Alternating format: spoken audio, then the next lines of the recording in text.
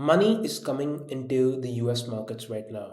We had $120 billion worth of cash just come into the market in October alone, which is the best, it's the highest amount of cash which has actually flown come into the US market in October.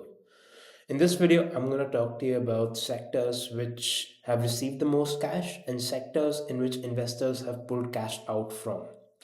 Now, why should you listen to me? I was mentored by the Institute of Trading and Portfolio Management ex Goldman Sachs traders Anton Creel and Edward Scheck, and the portfolio manager of Dragonstone Capital, based out of Singapore, managing $3 billion. In addition to that, I have completed multiple specializations and have also created my own algorithm which is running in the markets, which has generated me over a 7,500% return over the last 15 years, all of which you can find in the bio. Now, in October, we had $120 billion worth of cash flow into ETFs in the US, and we have a new record of $13 trillion of cash in the US. And the total ETF assets now is at $13 trillion, which is the highest it's ever been. As you can see, most of the cash actually went into equities, and in equities, it was basically just tech, utilities, and healthcare.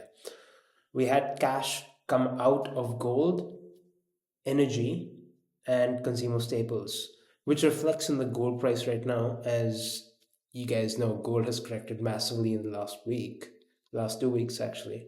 Even the majority of the cash went into equities. We had about $52 billion come into the bond market, so people are still actively hedging their risk and using 60/40 model portfolios to mitigate some of the downside by buying bonds. $52 billion worth of cash. You can also see that a record 137 new ETFs have also been launched in the US alone. Now that's all data, but what this really tells us is that people are getting a lot more risk on in this market right now.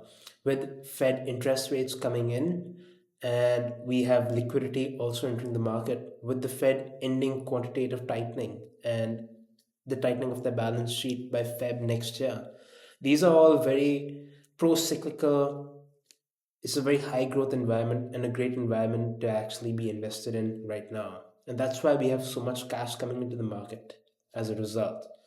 Obviously, in a previous video, as discussed, the only downside is that tech stocks are trading on an average PE of 24 to 31 times versus the S&P average of 22.7, and most other stocks in the S&P which aren't Mag 7 or tech related trading at an average of 20 times PE.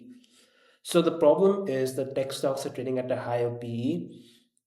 That's the only issue we currently face in the markets right now, along with the softening unemployment, along with softening job data, and the Fed trying to mitigate that risk because AI is going to take over a lot of people's jobs. That's the current macro context we have right now. But people are still willing to be very risk on, and I personally am risk on too. Obviously, you don't have to be stupid. Try finding hedges in the market right now. The theme you should kind of be looking at is we are going to get more unemployment, people are going to lose their jobs. Think about how you can profit from that. I know it sounds bad, but this is the financial markets and it's pretty ruthless either ways. So think about ways you can profit from that, running that theme. See where the outflows are going, sectors where investors are pulling their cash out from. Look at stocks in those sectors which are likely to underperform significantly. And this isn't copy trading or a signal service. I just educate you guys on everything I learned after interning at a hedge fund. I'm just trying to share this knowledge with you guys, and I strongly don't encourage copy trading or just telling my ideas to you guys. But that's all the research which I look at, and a lot of fund managers also look at.